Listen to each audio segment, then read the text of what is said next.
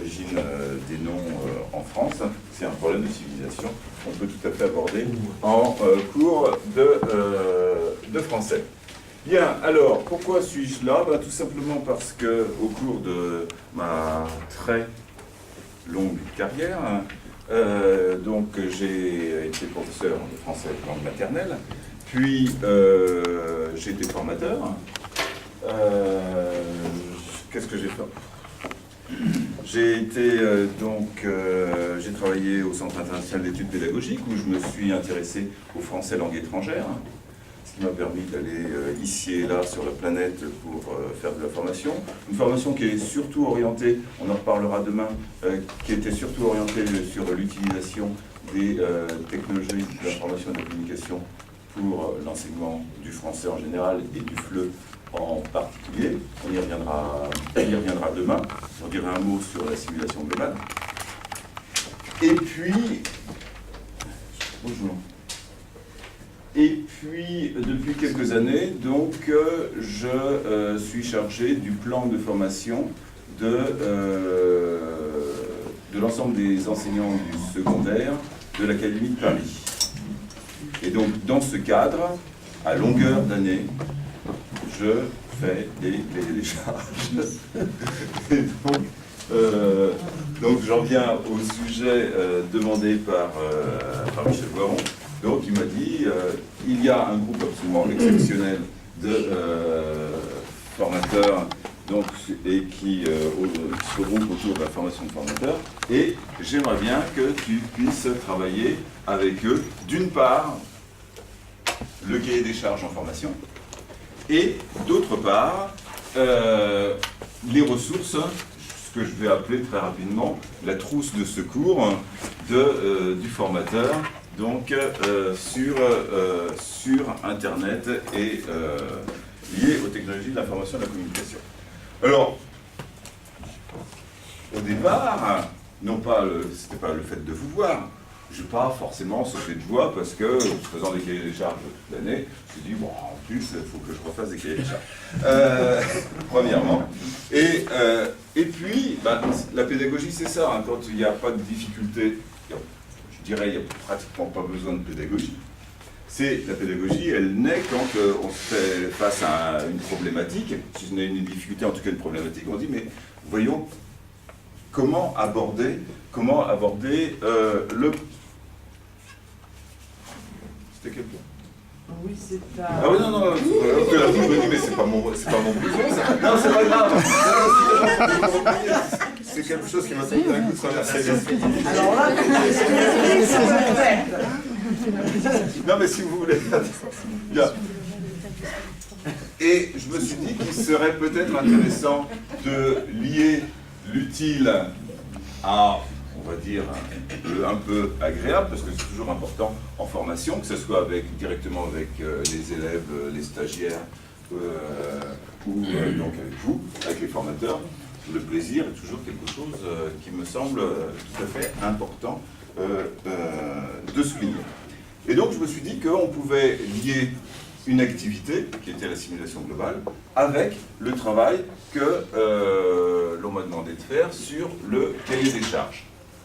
Alors, c'est ce que nous allons faire, c'est ce que nous allons commencer, donc aujourd'hui, au niveau de la réalisation. Alors, première question que je vais vous poser. Est-ce que tout le monde maîtrise, enfin, sait d'abord ce que c'est et maîtrise l'activité donc qu'est la simulation globale? personnellement, je sais ce que c'est, mais je ne maîtrise pas, donc j'en ai jamais fait. D'accord. Alors, premièrement, qui n'a, ce qui est tout à fait possible, qui n'a jamais entendu parler de simulation globale? D'accord.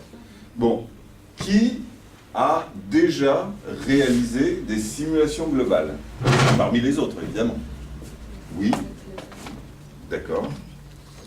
Donc, je vous explique très rapidement les fondements de cette activité. Ensuite, on voit le rapport qu'il va y avoir entre la simulation globale et puis notre sujet du jour. Et puis, troisièmement, on va se mettre au travail.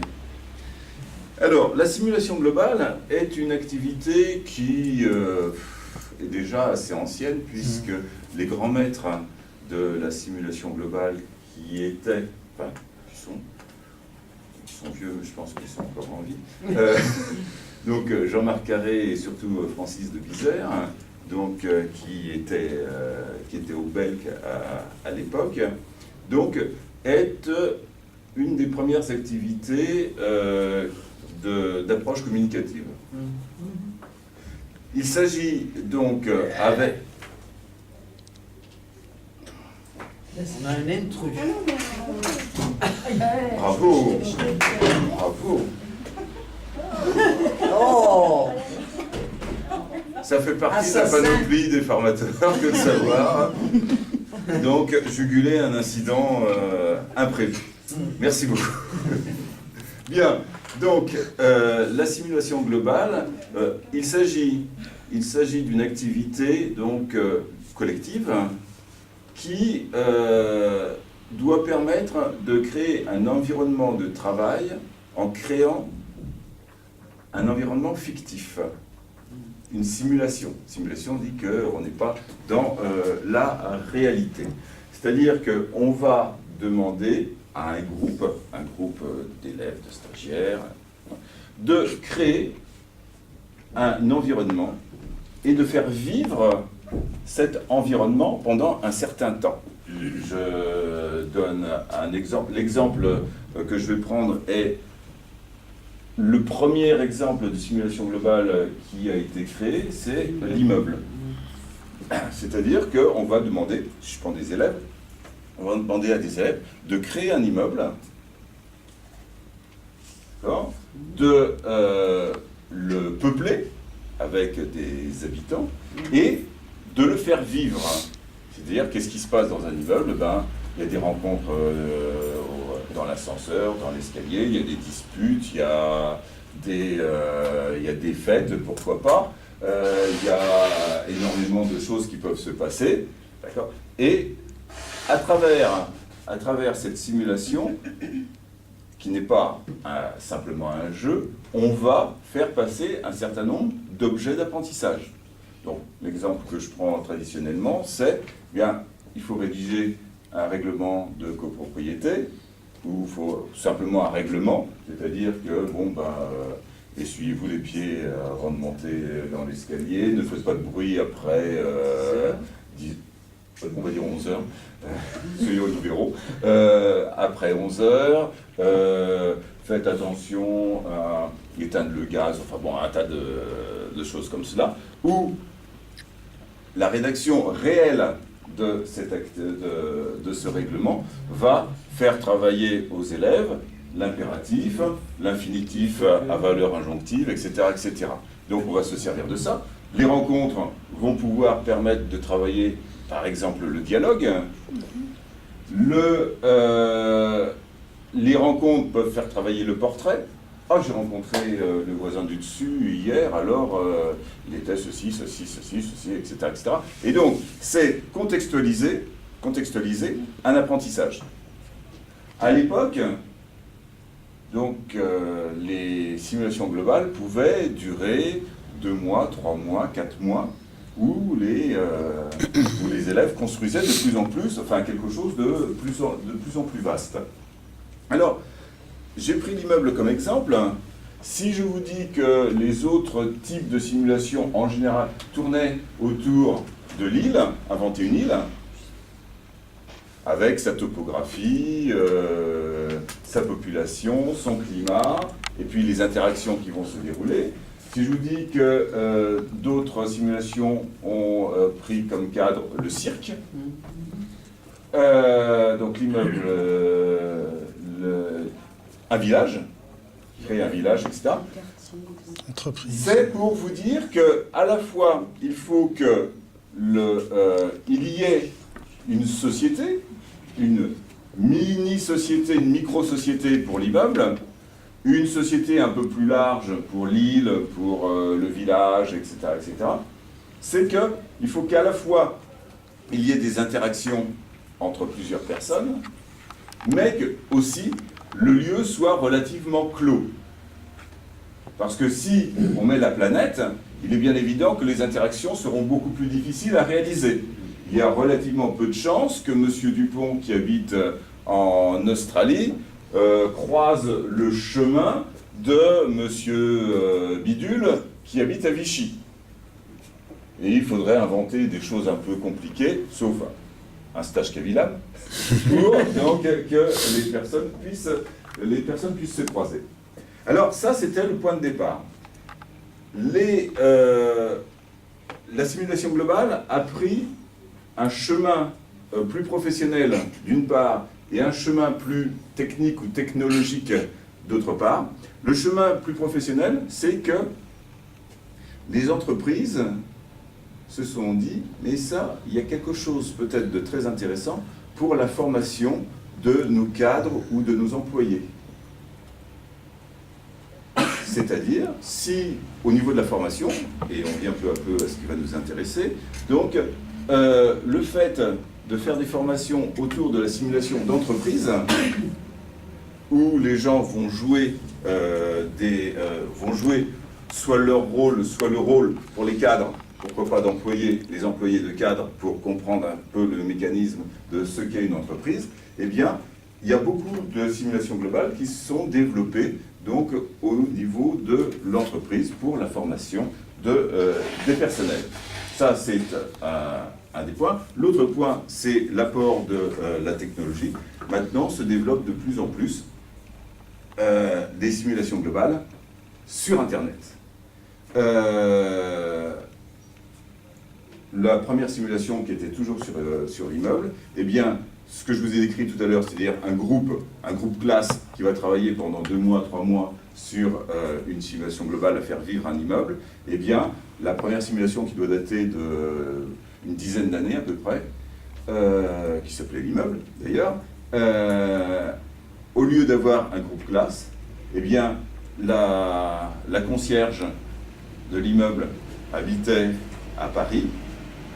L'ingénieur du premier étage, bah, c'était une classe de Sydney. Sa voisine, qui était jeune médecin, etc., bah, c'était une classe de Finlande, etc., etc. Et pendant 1 an, ces classes ont joué le rôle d'un personnage.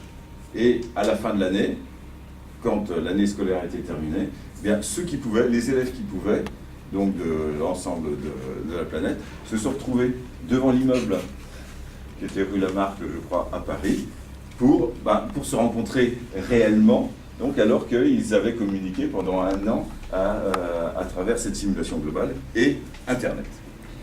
Voilà, donc, rapidement, l'histoire... Juste une chose, oui. ils communiquaient comment, par Skype Ah non, à l'époque, oh là là, il y a 11 ans, Skype était... C'était Minitel, hein. Par mail, essentiellement. Pas d'oral. Non, à l'époque, on ne pouvait pas. Eh oui, d'accord. Et la technique ne permettait pas encore de travailler à ce point. Voilà. Donc, très rapidement, brosser ce qu'est une simulation globale. Demain, dans le cadre de la trousse du professeur, donc je vous donnerai un certain nombre d'adresses pour les concepts et pour des exemples de simulation globale que vous pourriez trouver. Alors, je me suis dit, tiens, pourquoi ne pas appliquer ce principe donc au cahier des charges et voir comment, à partir d'une simulation globale, eh bien, on pourrait travailler tout simplement le cahier des charges. Alors, pour ce faire, vous allez, mais on m'a dit, j'ai quelques sources, on m'a dit que ça ne vous posait pas de problème de travailler, qu'au contraire, de travailler en petits groupes. Donc, on va essayer de faire les choses correctement. Vous allez donc, dans un instant, vous mettre par groupe pour, très rapidement, parce que il est bien entendu que nous n'avons pas ni 1 mois, ni 2 mois, ni 3 mois devant nous, mais quelques heures. Donc, on va essayer de résumer fortement ce que devrait être une simulation globale. Donc, vous allez devoir, chaque groupe va devoir avoir un certain nombre de tâches à accomplir. Non. Si, il n'y a que ça. Il n'y a que ça. C'est un scandale. Bon, attends.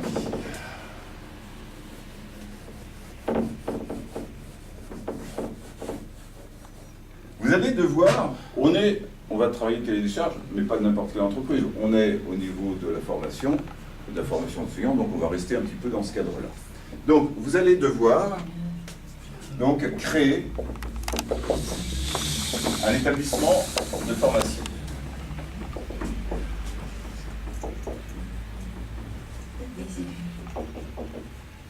Alors, créer un établissement de formation, ça veut dire quoi? Ça veut dire que vous allez devoir trouver le type d'établissement. Ça peut être un établissement scolaire, ça peut être un institut culturel, ça peut être mais un établissement de formation. Donc, trouvez le type d'établissement. Vous allez devoir trouver son nom.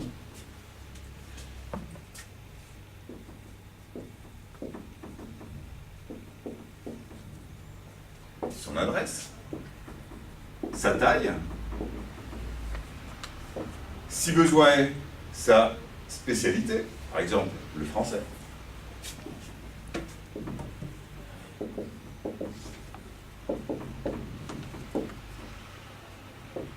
Et puis, vous allez devoir trouver les noms. Alors, j'ai été gentil avec vous, je me suis dit, après tout, autant les mettre dirigeants.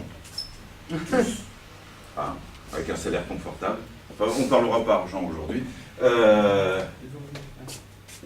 Et chacun d'entre vous, donc, vous allez devoir vous nommer. C'est-à-dire, je m'appelle Monsieur Bidule. Vous ne prenez pas votre nom. On est dans de la simulation. Alors ça va être le premier travail qui va, c'est-à-dire donner le contexte. Et puis ensuite, vous allez avoir une problématique. La problématique, c'est que soit, je vous donne des exemples, mais ça sera à vous, soit sur les exemples, soit d'en trouver d'autres, hein, bien entendu, c'est une problématique qui va nous conduire à l'élaboration d'un cahier des charges. C'est-à-dire que vous avez un problème de formation. Soit vous créez la société, elle est toute nouvelle, vous avez à recruter, vous avez à mettre à niveau tout le monde au niveau, et donc vous avez besoin de formation pour remettre à niveau l'ensemble des personnes, soit il y a une révolution pédagogique dans l'endroit, le pays où vous êtes, et il faut que tout le monde donc, apprenne les nouveaux concepts qui vont se dérouler, soit autre problème, mais vous allez devoir aboutir à un appel d'offres en disant est-ce que quelqu'un, est-ce qu'une entreprise, est-ce qu'un formateur pourrait venir résoudre notre problème de formation qui est le suivant. Et ça sera dans un deuxième temps. Dans un premier temps, vous allez vous regrouper, j'ai dit 16, c'est ça? Bon, allez, on peut dire que si vous vous regroupez par 4, ça sera pas trop mal. Ouais. Ça, c'est de l'injonction au niveau du... Ici. Pas de position. Bon, mais ça, vous vous débrouillez pour... Donc, vous allez vous regrouper par 4, et vous allez déjà, dans un premier temps, eh bien, créer votre établissement de formation. Donc,